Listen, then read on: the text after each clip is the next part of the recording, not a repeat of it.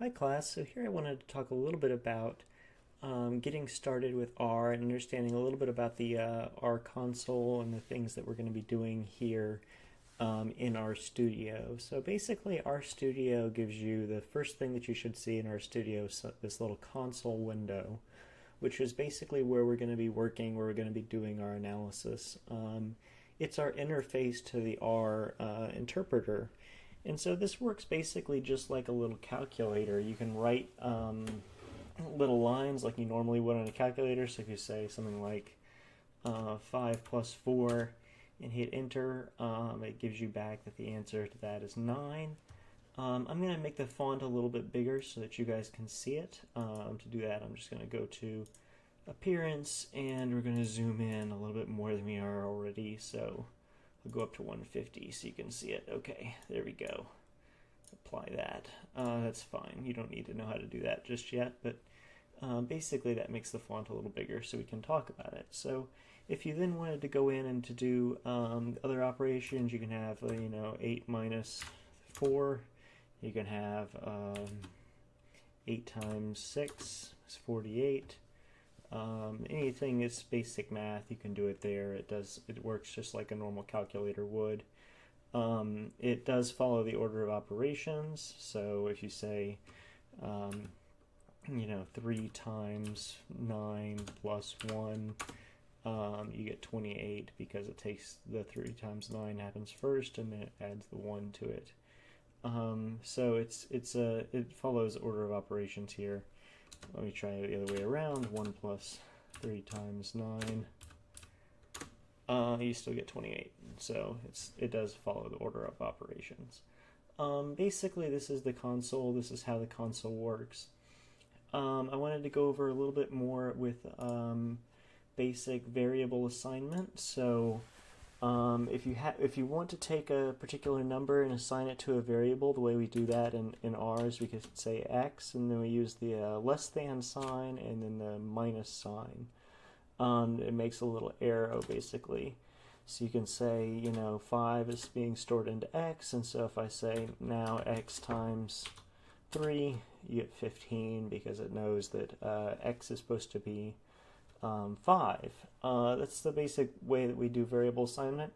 You can see when I did that, a little value popped up here in my environment. That's a little nice convenient figure. So it says that 5 is the current value for x, and it tells me what variables I'm using currently up here.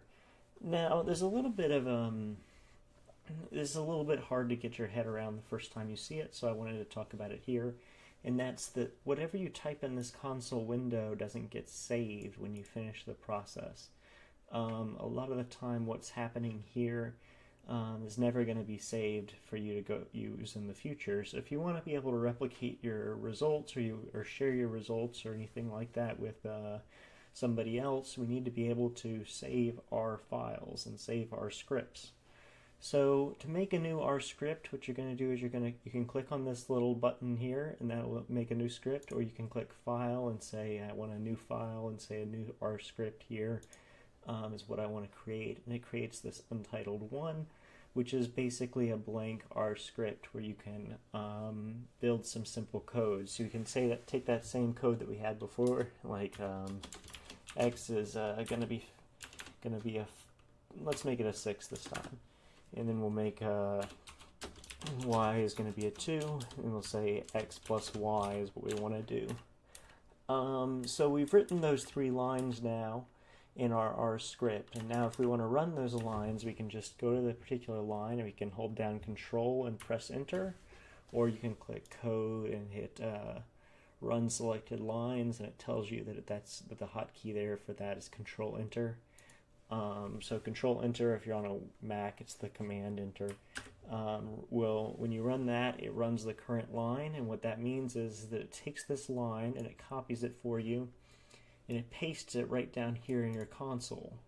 And that way then it runs that line in your console, and so it performs that action. So it changed x to be a value of 6, and then it moved to the next line was the final thing it did.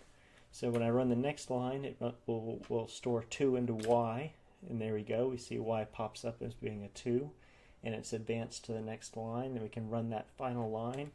And the final line ran, and it gave us this little output down here, which is 8. So it added 6 to 2, and it got 8. That's basically how how R is mostly set up. You can comment your R scripts with these little hashtags or your pound signs or whatever you want to call them. They're octothorpes, they're fine, but this is a simple adding example.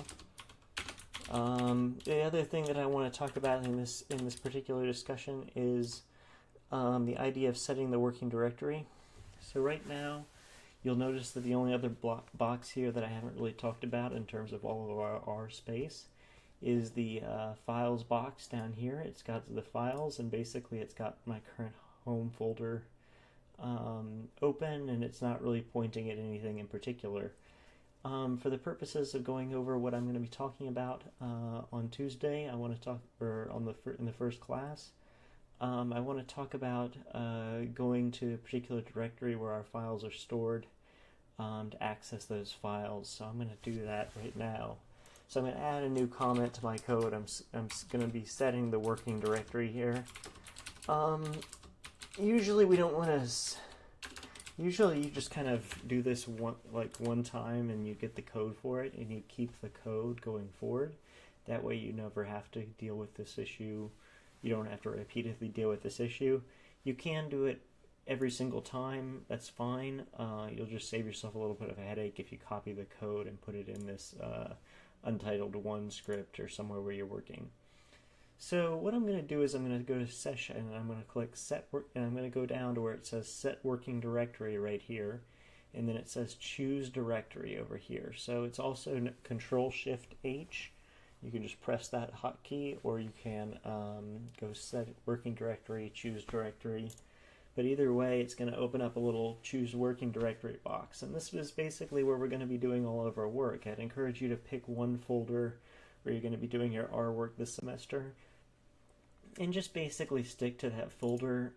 It's easiest that way. That way you have one folder where you're storing all of your data, all of your assignments, all of your lectures, anything like that, all gets stored in one place. So for me, it's in this my Buon 6356, the name of this, the number for this course, and then there's a folder called Post. Because I have a build folder where I build the files for this class, and I have a post folder where I post the files. So post is where I store the version that has the same stuff that you have. So in that folder is a bunch of data sets that we can work with, and it's got some and then it's got some basic scripts in here, so lecture 1 script and things like that. So I'm just going to open up that working directory. And so what it did is that when I clicked on told R to do that, it copied into the console a little line which says set WD, which is the code for set the working directory, and then in quotes it put the directory where I'm currently going to be running most of our code. So the way this works is that this set WD is a function.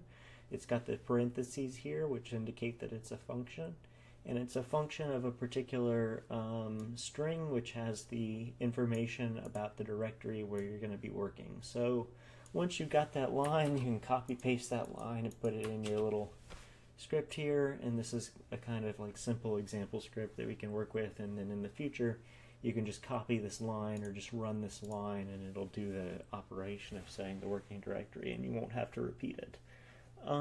That's the basics of getting started in R.